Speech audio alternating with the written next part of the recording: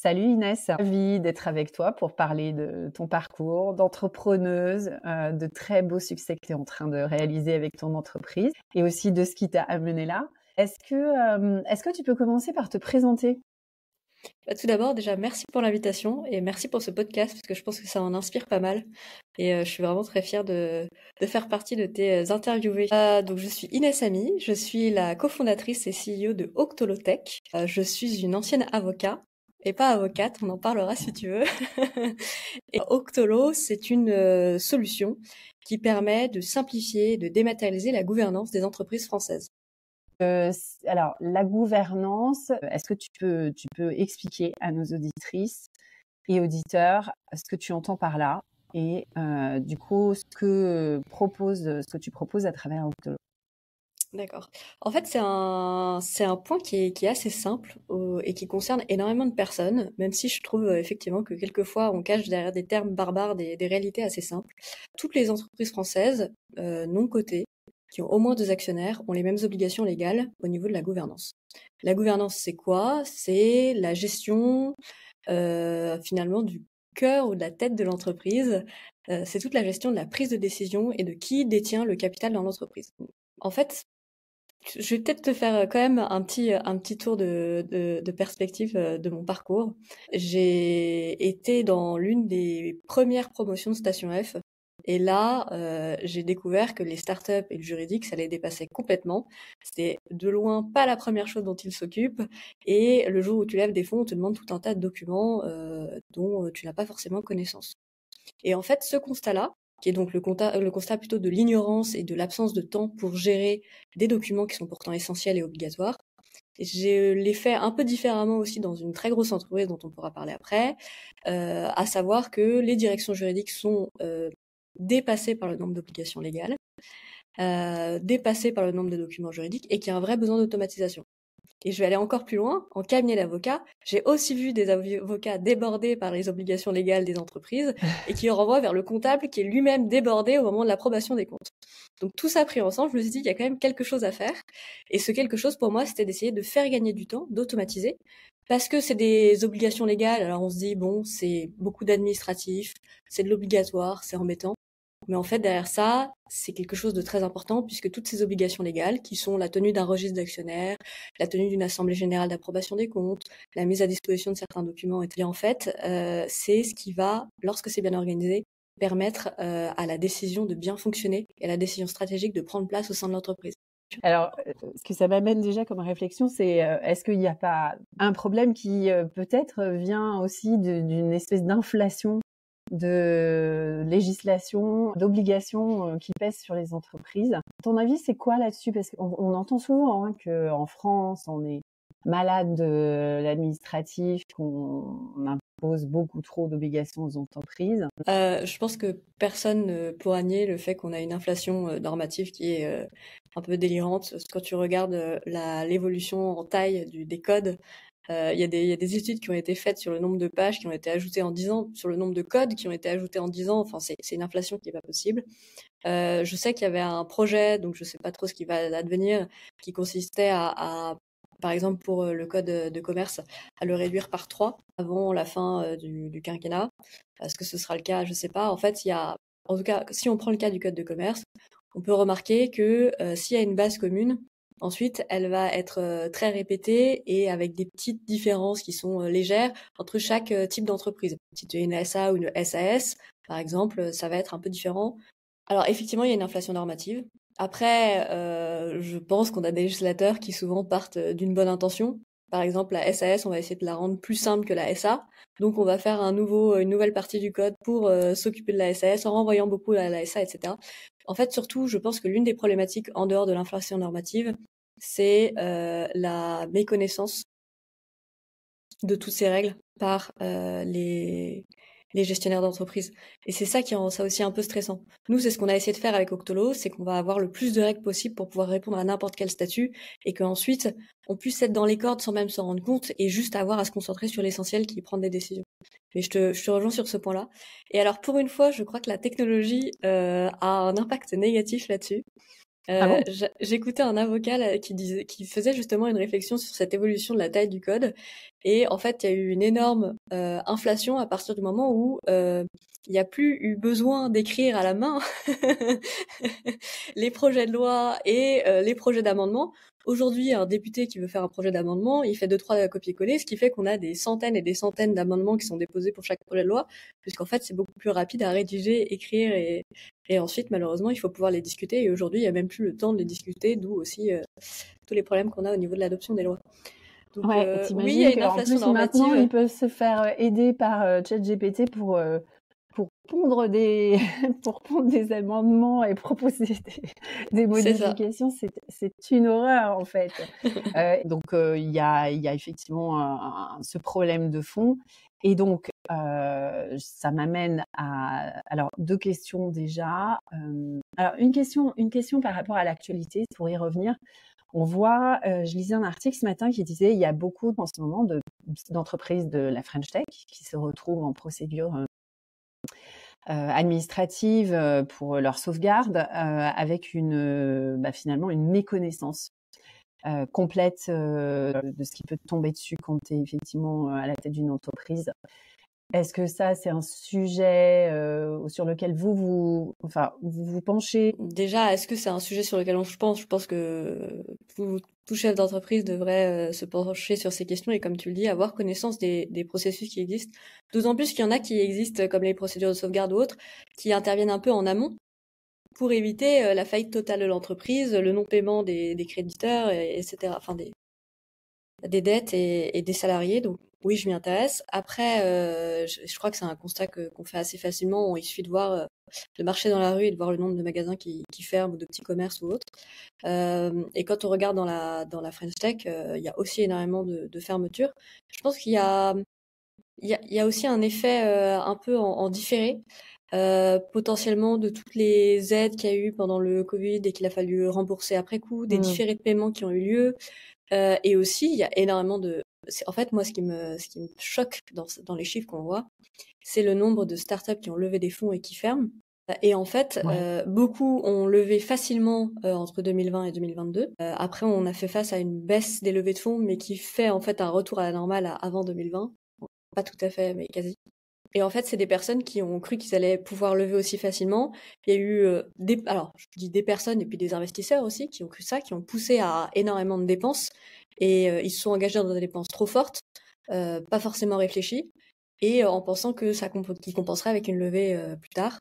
Et comme ils n'ont pas réussi à faire leur levée, ils se retrouvent à devoir fermer ou en tout cas faire face à des difficultés financières qu'ils n'avaient pas forcément prévues. Je pense quand même qu'on fait face à un certain assainissement de la French Tech. Il y a eu des levées de fonds qui étaient trop fortes. Il y avait une perte de la recherche finalement d'entreprises fonctionnelles. On n'est pas censé reposer sur des levées de fonds. On est censé avoir un produit avec des clients, vendre à ses clients et réussir à développer son entreprise grâce à ça. C'est ça le départ. Donc ça, c'est ton état d'esprit. T'as déjà levé des fonds, tu comptes le faire ou tu... Alors oui, nous on a levé à la pire période paraît-il, mais pour nous c'est plutôt une bonne période au sens où on est une plateforme qui permet de gérer, comme je te l'ai dit, la gouvernance des entreprises. Synonyme de gouvernance, secrétariat général, vie capitalistique. Une start-up qui va vouloir gérer sa gouvernance, elle va inscrire ses actionnaires sur Octolo. Elle va, grâce à ça, tenir ses registres d'actionnaires, qui sont donc l'une des obligations légales, par éventuellement simuler ses augmentations de capital, etc. Ensuite, elle va organiser son assemblée générale. Et quand elle organise son assemblée générale, elle va inviter ses actionnaires à venir voter, consulter des documents sur Octolo, donner procuration, etc. Et les investisseurs, ils y voient un grand intérêt, puisque ça leur permet déjà d'avoir des startups qui respectent les obligations juridiques. Et eux, ça leur permet d'avoir une plateforme qui, lorsqu'ils ont plusieurs participations dessus, va leur permettre d'avoir un juridique facilement accessible, des dossiers organisés et un accès à la donnée qui est facile. Et donc, en fait, on a beaucoup d'investisseurs sur Octolo qui sont clients ou qui sont invités. Et on n'a pas eu donc à aller chercher très loin nos investisseurs. Et c'est eux directement qui nous ont contactés et grâce auxquels on a finalement levé. J'ai volontairement plutôt limité à lever de fonds parce qu'on n'avait pas énormément besoin. On a levé 1 million. D'accord. Et vous avez levé pour faire quoi avec cet argent? Accélérer la commercialisation. Continuer les D'accord. développements Donc techniques et accélérer la ouais, commercialisation, recruter recruter des Vous commerciaux, recrutez bizdev, d'ailleurs, etc. non? Ouais, Là, on va recruter, ouais. Ouais, ouais, ouais. d'accord. Donc, mes petits appels du pied à celles et ceux qui voilà, Surtout si c'est vous connaissez intéressant. des super BizDev, des commerciaux qui ont une appétence pour du juridique ou pour aider les entreprises, envoyez-les-moi.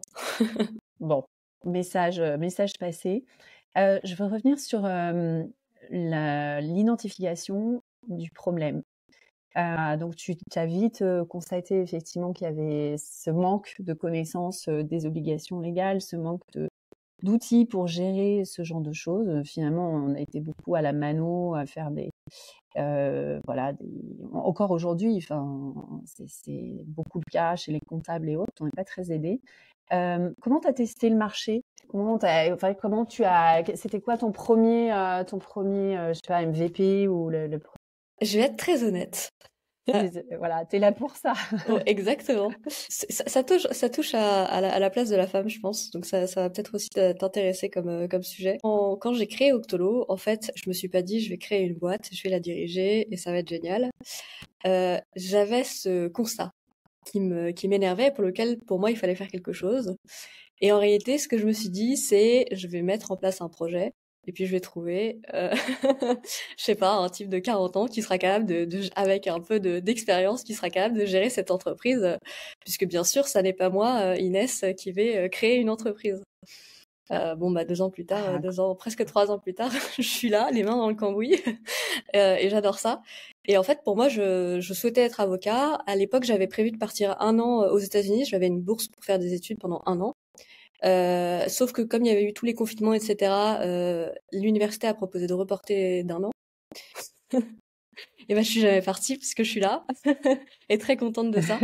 Et du coup, en fait, au départ, j'avais cette idée qui venait, moi, de ce que j'avais pu remarquer et constater. J'avais un constat, j'avais une bonne idée de ce que je voulais faire.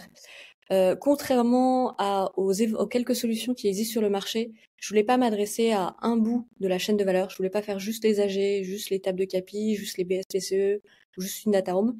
Je voulais vraiment un outil qui puisse permettre de gérer l'ensemble de la gouvernance facilement pour gagner un maximum de temps, pour sécuriser au maximum. J'avais du coup déjà potentiellement des personnes que j'avais rencontrées préalablement dans d'autres expériences et qui étaient prêtes à tester puisqu'ils avaient ce besoin que j'avais déjà identifié chez eux. Au départ, on a testé auprès de startups, ok. d'incubateurs, etc. T'as testé avec quoi? C'était ma question parce que j'ai vu une démo quand on s'est vu à Vivatech. Donc, tu as une plateforme qui est enfin, très aboutie en termes de design, en termes de fonctionnalité déjà, même si je suppose qu'elle s'enrichit tout le temps. Comment tu as démarré avec quelles fonctionnalités de base pour voir si tu avais cette traction que tu attendais? Et en fait, avant même de créer l'entreprise, on a développé nous de notre côté. Et quand on a eu nos premiers clients, on a créé l'entreprise. C'est un Excellent. peu spécial, mais c'est ce qui nous a permis d'avoir une entreprise qui était directement fonctionnelle. Le défaut qu'on a eu de départ, c'est que moi j'avais une très bonne idée de ce qu'il fallait faire. On aurait dû commencer par interviewer plus de clients avant de faire la plateforme. Moi, j'ai commencé par ce que j'avais en tête. Donc, on a créé une table de capi de base et un modèle d'assemblée générale de base et une data room de base. Et ensuite, on a testé. Et après, on a remodelé. Et une fois qu'on a été prêt, on l'a mis en vente. Dès le départ, on a quand même pris en compte les besoins clients utilisateurs, mais on aurait pu le faire encore plus tôt pour gagner encore plus de temps. Je pense vraiment que c'est l'essentiel. Et moi, c'est ce que je veux faire et ce qu'on aime avec la plateforme, c'est qu'elle est ultra intuitive. Le but, c'est de continuer à l'être encore plus. Donc, je pense que c'est un peu là où tu voulais en venir. On a commencé par tester avec des startups. C'est quand même ceux qui sont les plus, euh, les plus sympathiques pour faire des tests, disons. Et ensuite, on a continué à modéliser et à modeler. Et aujourd'hui encore, je passe beaucoup de temps, moi, à accompagner les clients en direct pour leur première prise en main, etc. Parce que comme ça me permet de voir ce sur quoi ils bloquent. C'est bizarre, mais il y a rien que j'adore plus qu'un client qui me fait un mauvais retour parce que je sais qu'on va pouvoir le corriger plutôt que d'avoir des clients qui disent c'est super, alors qu'en fait il y a toujours quelque chose qui peut nous déranger dans un outil qu'on trouve pas forcément intuitif ou autre, et c'est ce qui nous permet d'avancer. Après, la problématique, c'est de prendre toutes ces demandes et de réussir à les organiser du plus important au moins important. Mais plus je fais des interviews clients, chaque année, enfin, déjà tout au long de l'année, et puis ensuite chaque année, à la fin de certains contrats, au moment des renouvellements, je refais des points pour être sûr qu'on passe pas à côté de quelque chose. Et ça nous a permis, en faisant ça, de réellement nous rendre compte des tendances et des besoins les plus forts Donc, il y a plein d'options et autres, par exemple, qu'on a ajoutées dans les assemblées générales, auxquelles on n'aurait pas pensé si on faisait pas ça. Et je pense que l'un des grands risques quand on a un outil, c'est de partir bille en tête, sans avoir en direct les retours clients, les retours utilisateurs, et c'est ça qui fonctionne le mieux. Et c'est ce qui fait, d'ailleurs, que nos clients recommandent énormément notre outil. Parce que comme tu l'as dit, aujourd'hui, on recrute des business et commerciaux, mais avant ça, c'est principalement une équipe tech chez Octolo. On était 1,5 sur le commercial. Et du coup, là, le fait d'avoir des Ouais. retours clients qui se recommandent entre eux et autres, ça nous a permis d'avoir une belle évolution des clients, malgré le peu d'effectifs commerciaux. Du coup, ton équipe de départ, tu dis équipe tech, tu t'es entouré de quoi? Est-ce que par exemple, tu as eu à cœur d'avoir un CTO dans ton équipe de départ? Comment tu as fait? Tu as fait appel à une agence pour développer? Ah non, non, tout est en interne. Ok. D'ailleurs, au départ, même un peu trop en interne. C'est-à-dire que on avait tendance à vouloir tout faire par nous-mêmes. Ok. Euh, Avec nos... quoi? Avec des outils type alors no-code et autres? non, c'est des équipes dev qui développent ça en interne, ça voilà. Mais qui voulaient faire leur propre bibliothèque plutôt que d'avoir des bibliothèques déjà maintenues, etc. Alors que en fait, du coup là-dessus, on a un peu perdu du temps. Mais sinon, mon premier associé, la personne la plus importante dès le départ que je suis allée chercher, c'est un développeur. Qui était développeur dans une autre entreprise, la première startup dans laquelle j'ai travaillé, et qui cherchait un job et ça tombait bien. Super. Donc on a créé Octolo ensemble. Et ensuite, il y a aussi un associé que j'avais rencontré en droit, qui avait fait ensuite une école de commerce. Et enfin, il y avait quelqu'un qui était stagiaire, puis alternant dans une précédente entreprise, qui est développeur aussi. Et on l'a pris à la fin de son alternance chez Octolo et on lui a direct donné des parts. Et on a bien fait puisqu'il se trouve qu'il a été major de 42. Donc, bien content de l'avoir à bord.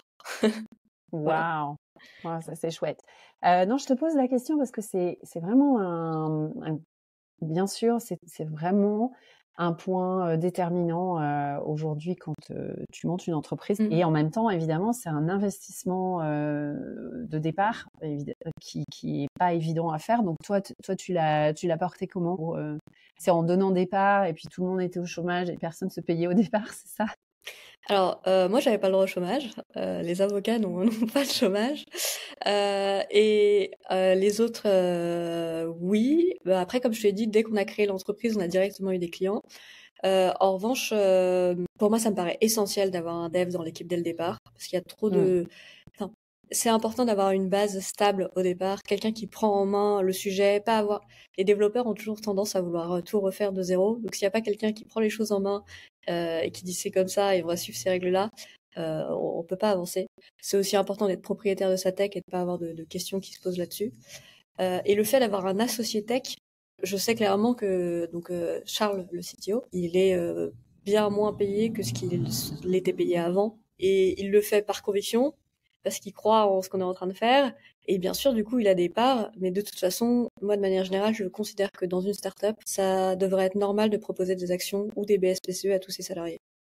Et puis c'est d'autant plus le cas avec notre sujet à nous qui est la gestion capitalistique. Mais je pense qu'on a la chance de pouvoir créer une nouvelle aventure avec des personnes qui s'impliquent à fond.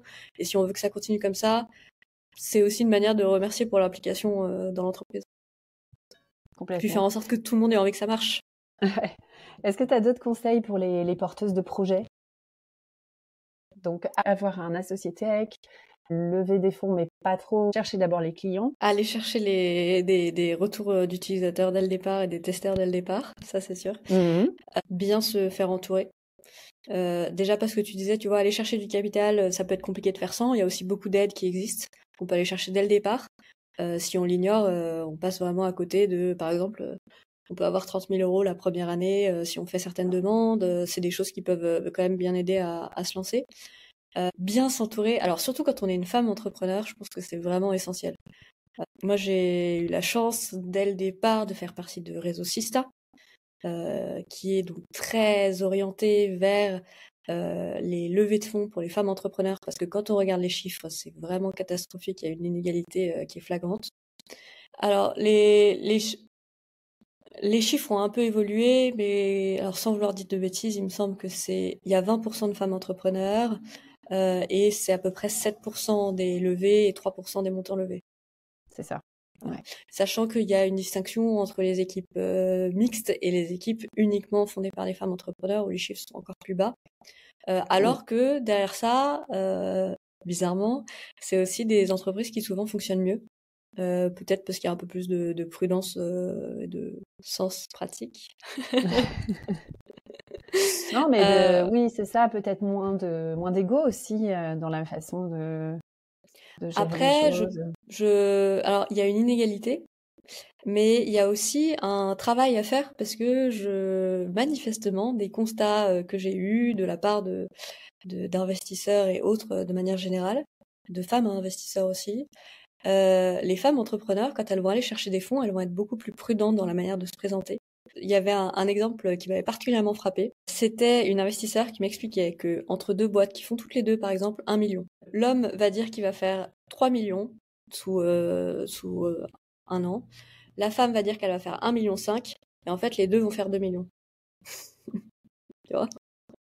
Donc, c'est aussi une manière.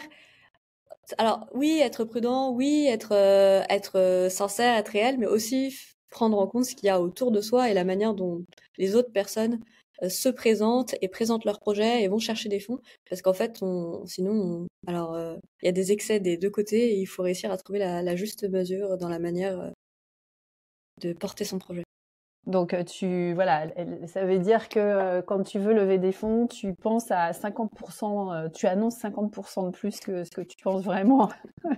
Si tu es En une tout cas, femme. si Et tu par contre, choisis de si tu lever es des un fonds, homme, tu peux réduire tes ambitions du tiers. Non, mais c'est vrai que c'est important de faire rêver. C'est un sujet que j'ai déjà abordé ouais. ici sur le podcast avec d'autres entrepreneuses. Mais je pense aussi que si tu veux lever des fonds, ça prend du temps de lever des fonds, donc tant qu'à faire, fais-le bien, fais-le entièrement, sois ambitieux et va à la hauteur de ton ambition. J'ai plein d'entrepreneurs, quelquefois, quand je discute avec elles, qui me disent, alors moi, bon, tu sais, ça c'est pas quelque chose que je dirais, mais mon ambition à 10 ans, c'est de faire ça, machin et tout. Je dis, mais pourquoi est-ce que c'est pas quelque chose que tu dirais? T'as de l'ambition, t'as envie que ta boîte aille super loin, montre-le, parce que les personnes ont envie de rêver avec toi. Ils ont pas envie de savoir que t'as cette petite étape-là que tu vas vouloir atteindre. Ils ont envie de savoir où est-ce que tu vas arriver, comment tu vas y arriver, et pourquoi, et qu'est-ce qui te porte, et qu'est-ce qui te drive, et pourquoi est-ce que ce projet, t'as envie de le porter. Et en fait, ce qui te motive toi, c'est aussi ce qui va motiver les personnes autour de toi. Excellent. Donc ça, je trouve que c'est un excellent conseil et que j'espère que ça servira pour des auditrices qui se poseraient ces questions-là. Est-ce que, en amont du projet, toi, est-ce que tu as eu des doutes? Parce qu'on va peut-être y revenir justement sur ton parcours. Donc, des études de droit, tu es avocat. J'ai déjà eu cette discussion sur On ne dit pas avocate avec Malvina qui était venue sur le podcast aussi. Ouais, Donc j'avais ça une y est, je crois remarque. que j'ai compris. J'avais une remarque là-dessus. Ah Effectivement, oui. on dit une avocat, enfin, ou un avocat, que ce soit un homme ou une femme. Mais derrière ça, tu vas avoir des hommes qui portent des robes. Enfin, ils se posent pas la question, tu vois. Ça va C'est dans les vrai deux que sens. ouais, c'est marrant. C'est vrai que c'est un des métiers où la robe est restée. C'est peut-être le seul, d'ailleurs. C'est peut-être le seul métier, Bah, enfin, tout ce qui les est... greffiers, juges, les professions Oui, judiciaires. Mais en voilà. fait, je pense que c'est aussi la raison pour laquelle on dit un avocat et pas une avocate. Enfin, même si on peut le dire, mais c'est, euh, c'est un peu comme la robe. Je m'étais demandé pourquoi est-ce qu'on porte cette robe et pourquoi on la conserve. C'est maintenir une distance, une sorte d'uniforme. Tu perds ta personnalité, tu deviens juste l'avocat. Mmh. T'es là pour représenter le client et peu importe ton vécu et autres, t'es là pour ton client et t'es la façade de ton client et rien d'autre. Excellent. Merci pour les précisions. Donc, tu es avocat, tu as commencé par faire des stages en cabinet. C'est quoi ton retour d'expert là-dessus? Est-ce que ça t'a plu? Pour moi, c'était quelque chose d'absolument essentiel. Là, quand on fait des études de droit, ça dure 5 ans. Il y a peut-être, en tout cas, j'étais à Assas. À Assas, je crois qu'il y a à peu près 20% d'étudiants qui réussissent à faire l'ensemble des 5 années sans avoir de redoublement, etc. C'est ultra théorique. Alors, t'as des cas pratiques, etc., mais c'est ultra théorique. Il n'y a aucun stage obligatoire. Et je connais des personnes qui sont arrivées, qui se sont retrouvées à passer le barreau sans avoir jamais mis les pieds dans un cabinet d'avocat ou dans une direction juridique. Et je vois pas comment, enfin, c'est bien d'avoir des rêves, mais c'est quand même bien de vérifier qu'ils existent, ce qu'il y a derrière. Et donc, chaque année, L2, L3, M1, M2, j'ai fait des stages où j'ai travaillé. Déjà, c'est toujours utile. Tu financièrement. les as trouvés facilement, tes stages? Enfin, Euh, tu fais partie dans ton environnement familial, amical, il y avait des alors, personnes déjà dans la profession ou pas? ma mère a été avocat, mais on est beaucoup d'enfants, donc ça faisait longtemps qu'elle avait arrêté. Ma sœur a fait des études de droit, et elle a fait après de l'histoire de l'art. Et j'ai trouvé des stages. Mon premier stage, c'était grâce à un autre étudiant que j'avais Ah rencontré, ouais, dont le frère était avocat. J'avais fait du pénal. Le deuxième stage, j'avais eu un petit boulot en tant que j'avais un petit boulot en tant que prof de soutien scolaire d'une élève, et c'était l'avocat du père, enfin de l'entreprise du père. ok. J'avais fait un stage de droit, du coup, droit des affaires. C'est là que j'ai fait ma première assemblée générale et que j'ai compris pourquoi l'avocat refusait de faire la plupart du temps les assemblées générales de ses clients, parce que ça prenait vraiment trop de temps. Je les remercie encore d'ailleurs. Et c'est marrant parce que l'un des avocats a depuis créé son cabinet un peu en mode entrepreneurial. Ah, Damien sympa. Gors, il s'appelle, et travaillé dans une première start-up. C'était l'année où je m'étais dit, ok, j'ai fait toutes mes années, peut-être que pour une fois je vais me prendre mes 3 mois de vacances, c'est la dernière fois, après je passe le barreau, etc. Et là, quelqu'un me dit, écoute, il y a une start-up qui se crée, qui cherche une juriste, ils m'ont proposé, mais moi j'ai pas le temps, est-ce que ça te tente? C'est une legal tech, mais ils sont deux et il n'y a pas personne qui a des connaissances juridiques dans la boîte. Ce sera à distance, etc. Je me suis dit, ok, pourquoi pas. En fait, C'est c'était marrant ça. au bout d'une, C'était, alors j'ai vu, elle était incubée par BNP Paribas, puis Station F. La boîte en est où? Elle existe toujours ou pas? non, elle a Non. fermé. En revanche, du coup, j'y ai appris énormément de choses parce que mon petit stage qui devait durer 1 mois, finalement, j'y suis restée pendant 1 an et demi en même temps que mon master et jusqu'à mon barreau. C'est moi qui avais fait les dossiers pour la station F, c'est moi qui avais fait le dossier pour aller au Y. Et il se trouve qu'au Y de BNP Paribas, il y avait plein de formations sur l'entrepreneuriat. Et quand j'ai créé Octolo, je suis allée reprendre mes petites notes, mes petits cahiers de l'époque. Et d'où aussi l'importance d'être accompagné. On peut pas tout savoir, on peut pas tout connaître. Il y a des spécialistes qui font ça tout le temps. Donc, il y a des bonnes choses à apprendre par-ci par-là. Et après ça, j'ai passé mon barreau, j'ai été chez Gide, le cabinet d'avocats, et j'ai été chez Accor Hotel. Et Accor Hotel aussi, quelque chose qui m'a énormément appris. J'étais à la direction juridique Monde. Il y avait un travail énorme à faire, mais une ambiance d'équipe qui était assez incroyable, avec un directeur juridique qui à l'époque était François Pinon, qui avait énormément à cœur que tout le monde se sente au même niveau dans la direction juridique. Et moi, quand j'ai commencé, j'étais stagiaire. On m'a direct mis au fait de tous les sujets. Il n'y avait aucun problème pour que je prenne la parole dans les réunions d'équipe, que je m'empare de n'importe quel sujet. S'il y avait un sujet qui m'intéressait sur lequel j'avais envie d'apprendre, je pouvais le dire. Et en fait, heureusement qu'ils ont fait ça, parce qu'il se trouve que j'étais en propriété intellectuelle et il y avait une personne en charge de la propriété intellectuelle, une juriste de propriété intellectuelle, une paralegal, et moi la stagiaire. Et il se trouve qu'au bout d'1 mois, la personne en charge de la propriété intellectuelle et la juriste, l'une était partie en vacances et l'autre a été arrêtée, longue durée, les deux. Et je me suis retrouvée en charge pendant 1 mois de tous les sujets de propriété intellectuelle. Ah, Donc, mais en même temps, super opportunité. incroyable. Ça aurait jamais été possible si on m'avait pas quasiment dès le départ donné toutes les clés qu'il fallait. Du coup, c'est quelque chose que j'ai vraiment retenu moi pour la suite. Énorme.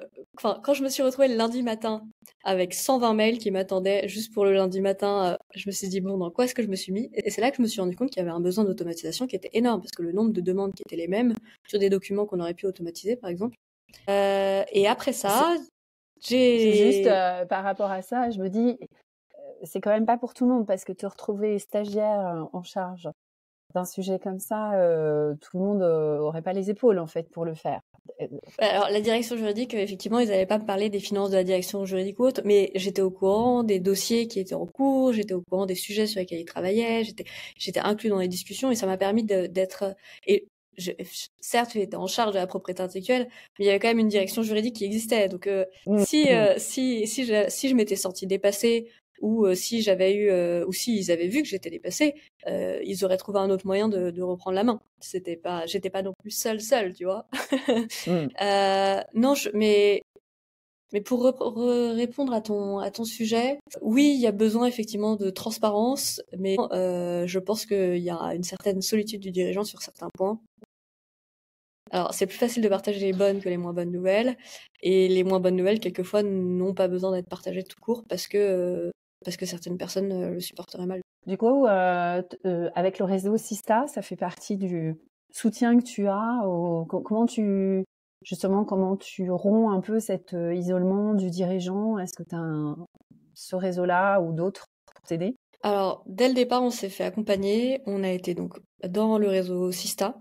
Pour moi, ça a été, c'est vraiment mon réseau coup de cœur, parce que en dehors des compétences et des connaissances et des formations que j'ai eues dans le réseau, principalement sur la levée de fonds, j'ai aussi rencontré des entrepreneurs incroyables, de plusieurs, de toutes, disons de tout domaine et de tout avancement. Et je m'en suis fait vraiment de vrais amis avec lesquels on peut discuter de problématiques liées à l'entrepreneuriat et du fait d'être femme entrepreneur. Il y a quand même malheureusement encore je sais pas, des fonds qu'il vaut mieux pas que tu ailles voir, ou des réseaux qui sont pas forcément recommandés, ou tu vois, c'est là un gros gain de temps. Après, on a aussi été accompagné par French IoT, qui est un incubateur accélérateur de la Poste, et par Willa, Women in FinTech, qui a qui a un super quelque chose que j'ai énormément apprécié, c'est que c'est accompagné par PayPal, et que le directeur général de PayPal France prend le temps, une matinée par mois.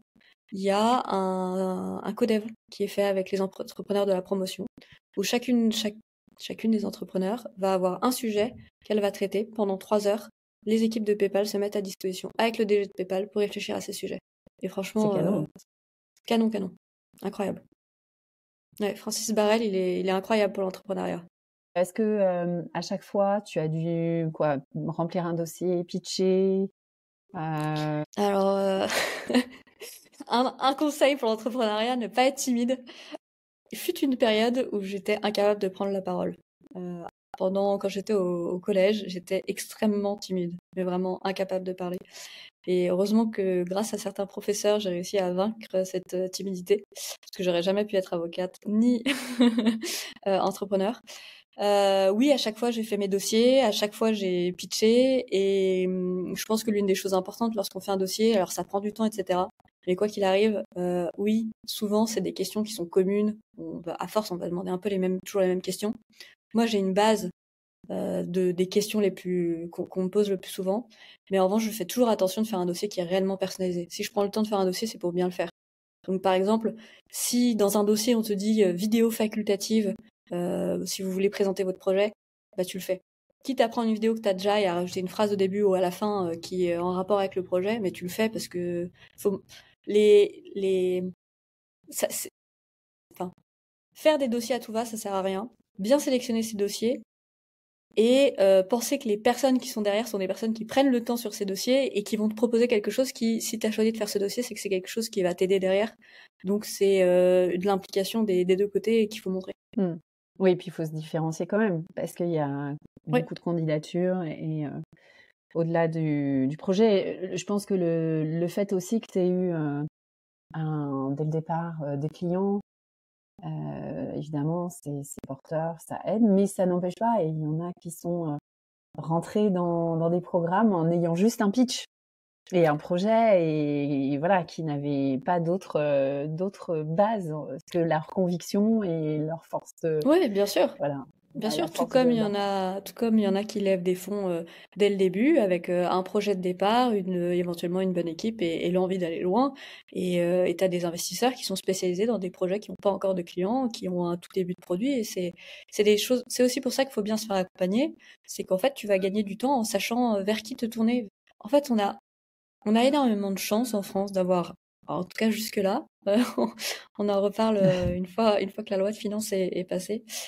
On a énormément de chance en France d'avoir un, un pays qui est tourné vers l'innovation. On a une histoire qui est innovante. La France, ça a toujours été un pays avec des ingénieurs, avec des innovations. On avait pris une bonne place pendant la révolution industrielle. On a pris une moins grande pendant le XXe siècle. Là, c'est un peu une espèce de reprise en main là-dessus, une sorte de fierté nationale de vouloir avoir de l'innovation. Alors oui, on se moque souvent de la Startup Nation et quelquefois à raison. Mais à côté de ça, on a la possibilité en France d'avoir un écosystème qui est, somme toute pour un petit pays, ultra réactif, très innovant et avec beaucoup d'accompagnement.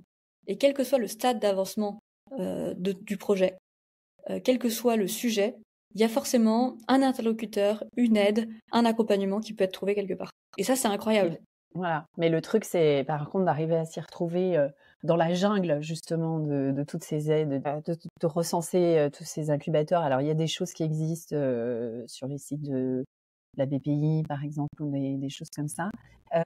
Et quelquefois, du coup, il faut se forcer.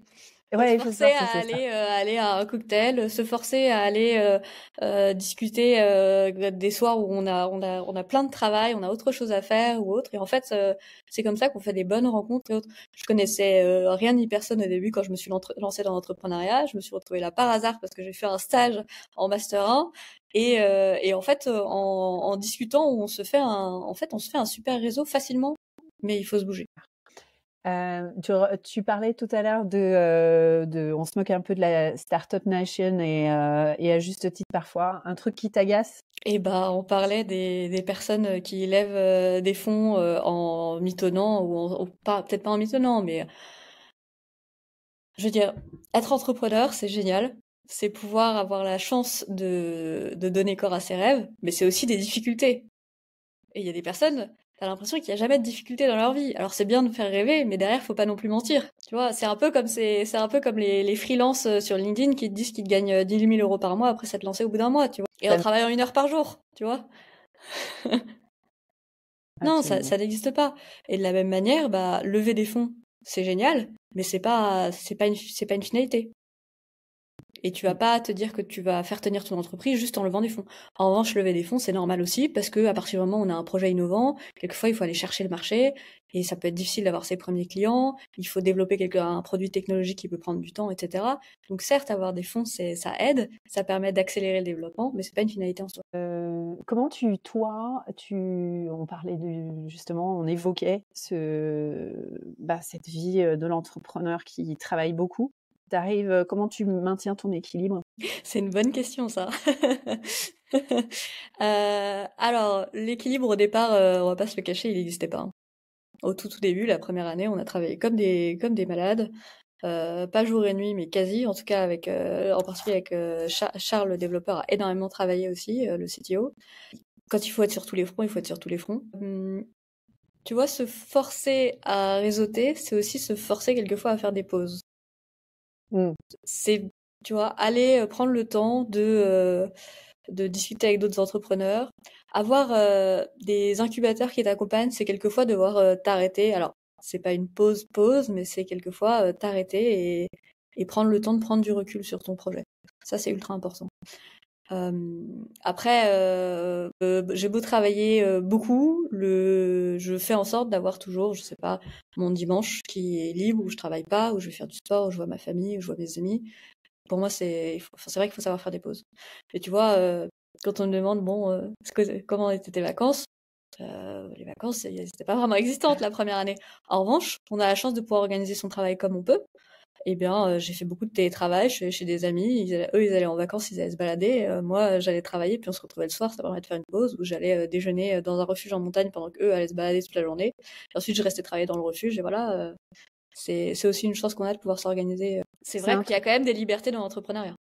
Il y a quand même des libertés. La santé mentale, est-ce que c'est quelque chose auquel tu es sensible? Le fait que il y a malheureusement des entrepreneurs qui se retrouvent en burn-out après quelques années parce que justement ils en ont pas pris soin. C'est quelque chose dont tu as conscience et auquel tu fais attention? La santé mentale et la santé tout court. Ça sert à rien de s'user à la corde. Vouloir aller toujours plus. Pour moi, c'est quand tu sens que tu fatigues, fais une pause. Tu as la possibilité de faire une pause. Je fais la même chose avec mes salariés. S'ils ont envie, au milieu de la journée, de partir marcher pendant 1 heure, même si on est au bureau, ça me va très bien. Au contraire, je pousse à le faire, à avoir des contacts avec la nature, se mettre au vert, c'est des choses qui sont essentielles aussi bien pour la santé physique que la santé mentale. D'ailleurs, l'un et l'autre vont ensemble. Et oui, c'est des sujets qui me touchent. Après, j'ai vu les chiffres, je les trouve quand même frappants. Je pense qu'il y a beaucoup de hauts et de bas dans l'entrepreneuriat. C'est les montagnes russes constamment. Je pense qu'il faut pas trop s'attarder sur les bas, sinon on n'avance pas. Oui, c'est les sujets qui me touchent. Après, personnellement, nous, on est sur une bonne lancée. Enfin, c'est un peu bizarre de dire ça, mais on reste sur une bonne lancée depuis le début et enfin, je suis contente de ce qu'on fait, de la manière dont on le fait, mais je fais très attention. Je pense qu'il faut protéger sa santé mentale et beaucoup veiller surtout à celle des personnes autour de soi. C'est un ensemble. J'ai besoin de savoir que mes salariés sont heureux dans l'entreprise, sinon ça sert à rien. Réflexion tu as au sujet de la place des femmes dans le numérique et notamment sur tes équipes tech. Est-ce que est-ce que tu es sensible au fait de essayer de constituer des équipes diverses, que ça soit effectivement surtout les plans, hein, que ce soit genre, origine, socioculturelle. Alors moi, dans la mesure du possible, j'essaie d'avoir une équipe mixte, de la manière la plus équitable possible. J'ai une super développeuse front chez Octolo qui est vraiment absolument géniale. Je suis super contente de l'avoir. Quand je vais faire passer des entretiens, je vais pas favoriser un profil par rapport à un autre, mais c'est peut-être quelque chose que je devrais pas dire, mais à profil égal entre un homme et une femme, chez les techs, j'irais peut-être plutôt chercher la femme parce que j'ai envie d'avoir des équipes mixtes et que je pense que c'est aussi des profils de personnes qui sont peut-être plus entêtées et plus passionnées pour en arriver là. Nous, on s'est constitué dès le départ en société à mission. Parce qu'il y avait un certain nombre de sujets qu'on voulait, quoi qu'il arrive, maintenir et porter dans l'entreprise.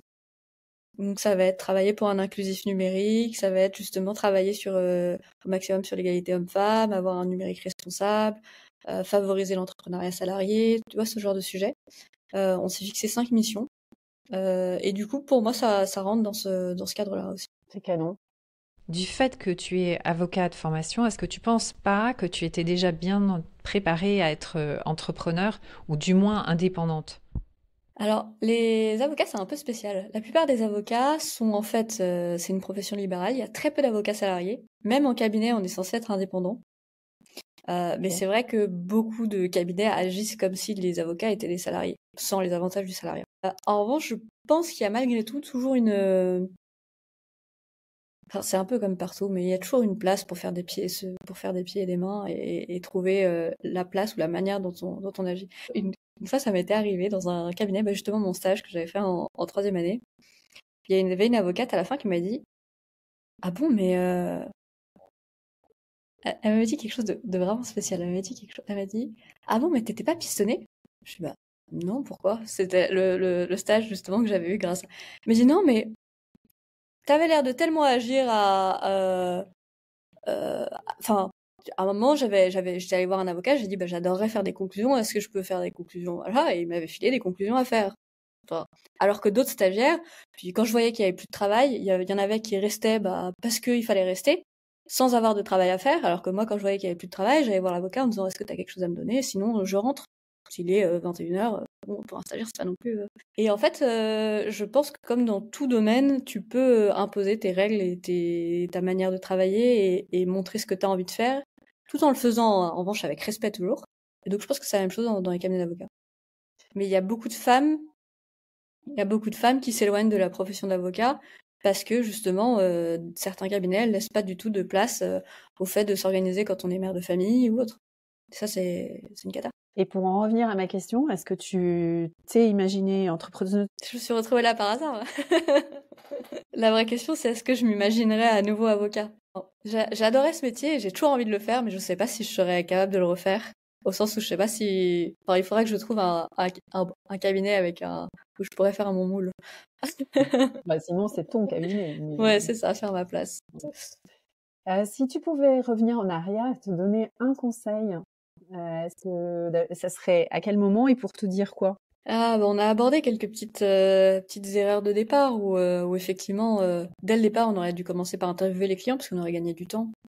Partir de bibliothèques déjà maintenues et savoir se reposer sur ce qui existe déjà plutôt que de faire confiance qu'à soi-même. Tu sais, c'est un peu comme Mm. la pub Yonos. Tu la connais ou pas? Non. Être entrepreneur, c'est savoir qu'on ne peut pas tout faire tout seul. Tu vois le patron de restaurant qui dit qu'il a construit son propre potager, qu'il a forgé ses propres couteaux avec son propre feu, etc. Et à la fin, ils finissent en disant, vous pouvez pas tout faire, sachez vous faire accompagner. Pas mal. Sachez faire confiance aux autres. Je pense que après, l'entrepreneuriat est aussi pavé de centaines de petites erreurs dans tous les sens. Il faut savoir les faire et ne plus les refaire après. Et plutôt, avant, dans ta scolarité, ou comment t'es venu à faire du droit, en fait? D'habitude, je commence plutôt par ça, mais On a fait tout à l'envers aujourd'hui, hein. ouais, mais c'est ça. C'est en mode Euh, on se réinvente. j'en suis venue à faire du droit parce que, à l'époque où j'étais très timide, j'avais une prof incroyable qui avait été une ancienne avocate, qui nous faisait le cours de, je sais pas comment ça s'appelle, éducation civique, je sais plus comment ça s'appelait.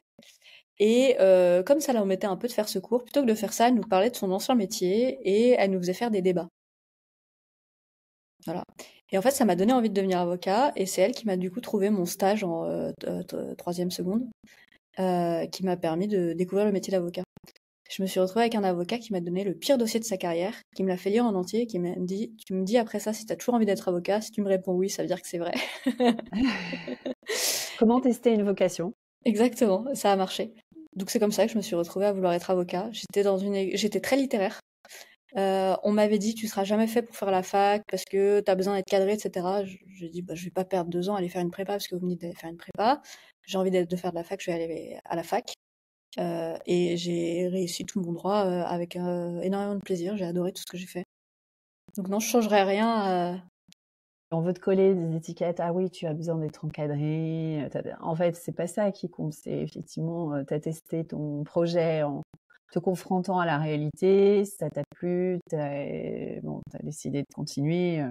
J'ai un cousin, lui, il est médecin. Et pour ses fils qui voulaient être médecins, il leur a fait faire des stages de brancardier. Pas le truc le plus fun, tu te retrouves à trimballer des blessés, tout ça, mais au moins, voilà, tu sais si tu testes le truc, quoi. Tu sais si De toute façon, tu même vas le passer métier le le cap. plus dur, si t'as une motivation derrière dont t'es sûr. En revanche, il faut savoir nourrir cette envie-là. Tu vois, d'où le fait d'avoir fait des stages, par exemple. Ouais, d'accord. Super important, c'est clair.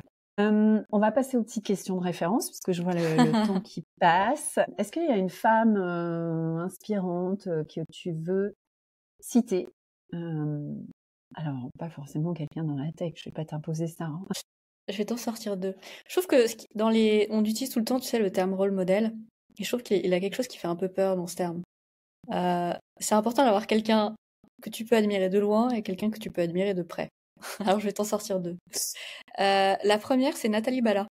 Elle a racheté la Redoute pour 1 euro symbolique quand ça allait extrêmement mal. Elle l'a redressée entièrement en permettant à tous les salariés d'entrer au capital, ce qui fait ils s'en sont tous sortis avec une belle enveloppe, et en essayant de garder un maximum les métiers. Et elle a réussi tout ça aussi parce que elle a réussi à digitaliser la Redoute, qui était jusque-là uniquement, enfin, connue pour ses catalogues, qui avaient un peu passé de mode. Et aujourd'hui, elle est très impliquée dans l'entrepreneuriat féminin, donc une belle personne. Et la deuxième personne, quelqu'un que j'admire, c'est une entrepreneure, peut-être ta prochaine interviewée, qui s'appelle Yosra Jaraya, qui a créé Astran. C'est elle aussi au départ une juriste. Elle a été directrice juridique avant. Et elle a créé une très belle boîte dans la cybersécurité. Un domaine pas du tout, féminisé pour le coup. Exactement. Et elle se retrouve dans un domaine pas du tout féminisé et elle s'en sort parfaitement bien. Je te rejoins complètement sur le fait d'utiliser à bon escient ce terme de rôle modèle. Moi, c'est l'approche avec Techlipstick, c'est que tu peux avoir 25 ans, être développeuse et être un rôle modèle pour une jeune fille qui est en train de se poser des questions sur son orientation professionnelle.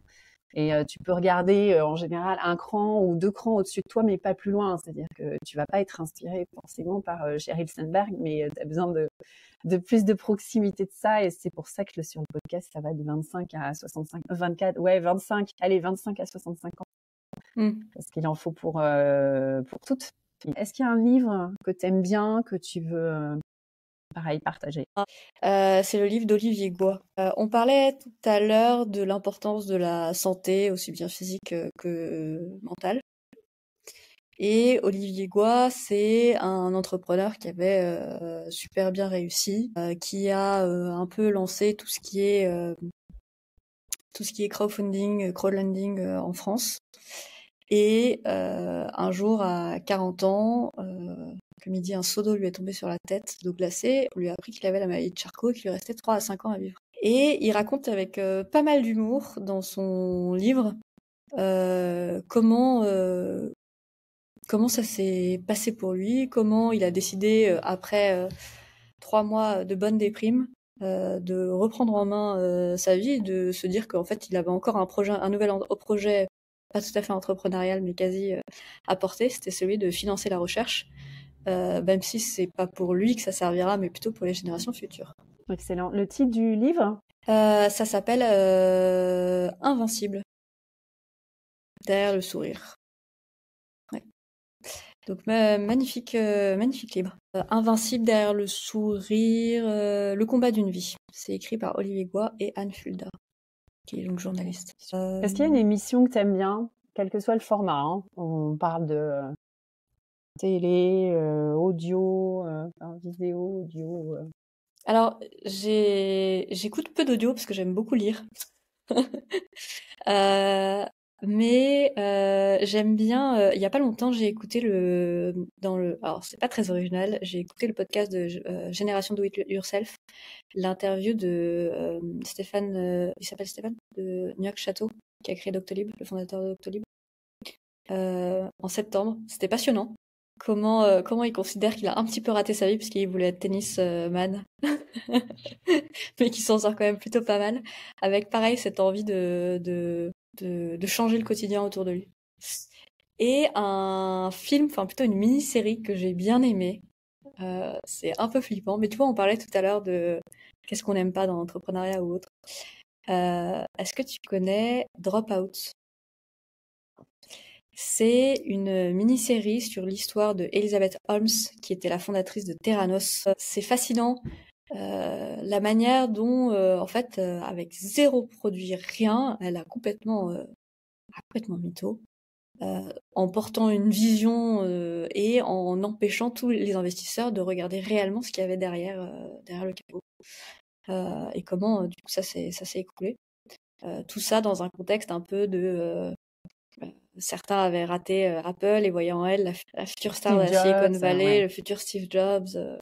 Ouais. Assez c'est un peu le fake it until you make it poussé à l'extrême. La manière dont elle s'est créée un personnage, on la voit construire ce personnage, essayer. Et en fait, c'est marrant parce que j'ai vraiment, à un moment donné, je me suis dit, j'y croyais pas. Elle a changé sa voix elle s'est mise à parler comme ça pour être prise au sérieux.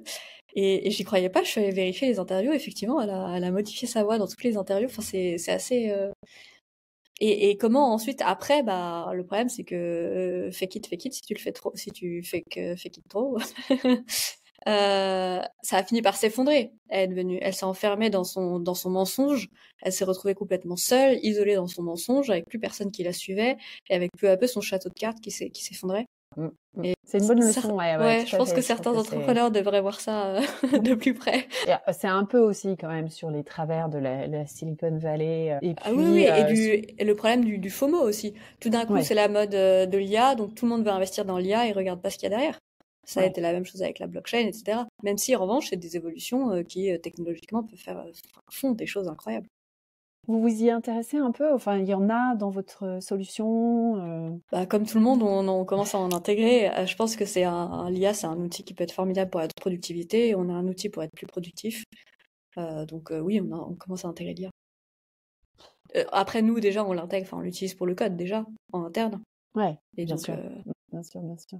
Je sais pas si tu as vu, j'ai communiqué là-dessus, il y a il y a une femme qui a développé un outil qui s'appelle Carbone.io. C'est pour aider les développeurs justement à faire du code plus moins gourmand. Et notamment quand tu utilises de l'IA, je te le passerai si tu veux, je retrouverai Avec plaisir. le site exactement. Comme tu disais que c'était justement un de vos points d'attention dans le cadre de votre entreprise à mission. Je te retrouverai ça. Dernier point, la cause à laquelle tu es sensible, dans laquelle tu es impliqué ou pas directement, en tout cas dont tu as envie de parler. Bah là encore, je vais te répondre par deux. Je pense que à ce niveau-là du podcast, ça va être assez clair. La cause des femmes entrepreneurs et de l'égalité homme-femme sont des points importants. Et la deuxième cause qui n'a pas de rapport avec l'entrepreneuriat, ce serait bien que ça en ait un peu plus, c'est les petits frères des pauvres. Je pense qu'il y a beaucoup à faire. Dont tu es bénévole, pour lequel tu es bénévole. Auquel je participe de différentes manières. Il y a beaucoup de personnes à la rue qui sont isolées et je pense que de plus en plus, on sait même pas comment leur parler. Quelquefois, c'est tout simple de s'arrêter, de dire bonjour, de discuter, de demander le nom. Il y a quelqu'un qui m'avait dit, une fois, j'avais dit bonjour monsieur et il m'avait arrêté, il m'avait dit, mais madame, si vous saviez depuis combien de temps on m'a pas appelé monsieur. C'est tout bête, ça lui avait illuminé sa journée. Et tu te dis, en fait, il y a plein de petites choses auxquelles on pense pas. Prendre 10 minutes, se faire une pause avec quelqu'un dans la rue, ça peut changer son quotidien, enfin pas son quotidien, mais en tout cas sa journée, comme tu dis, illuminer sa journée. C'est des petites choses qui coûtent pas grand-chose. Eh ben magnifique, Inès, merci 1000 fois pour ton témoignage. Que tu le veuilles ou non, tu seras sans doute le rôle modèle de certaines monitrices. Mais rôle modèle proche dans ce cas. Voilà, mais écoute, je pense que c'est pour ça aussi que le podcast est là et je te remercie 1000 fois d'avoir pris le temps de participer. Et merci à toi Aurélie. Et j'espère, une fois que tu auras coupé cet enregistrement, que tu pourras me parler un petit peu de toi.